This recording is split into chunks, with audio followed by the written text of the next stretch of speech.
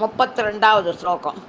ஜயானந்த பூமன் ஜயா பாரதாமன் ஜயானந்தமூர்த்தே ஜயா மோககீர்த்தே ஜயானந்த சிந்தோ ஜயா சேஷபந்தோ ஜயத்வம் சதா முக்திதானேஷ சூனோ.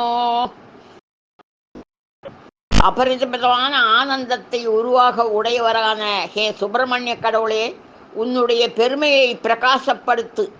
பேரின்பம் என்ற பிரம்மானந்தமோ, பேரின்ப சிற்றிடம் என்ற 2 விதமான ஆனந்தமோ, ஆஜ்ஞானமோ, லோகம் முழுவதும் பரவும் கீர்த்தியோ, ஆபத்து காலத்தில் ஆபத்தை நிவர்த்தி செய்ய வைக்கும் பந்துவினுடைய கோரிக்கைகளோ, மோட்சத்திற்குரிய கோரிக்கையோ, இவை யாவும் ஜீவனால் எதிர்பார்க்கிறபடியால் அவை யாவற்றையும் ஜீவனுக்கு அளித்து ஜீவனை ரட்சிக்கக்கூடிய சக்தியுள்ள சுப்பிரமணிய கடவுளே, நீ ஒவ்வொரு விஷயத்திலும் பிரகாசப்படுத்தி என்னை ரட்சிக்க வேண்டும்.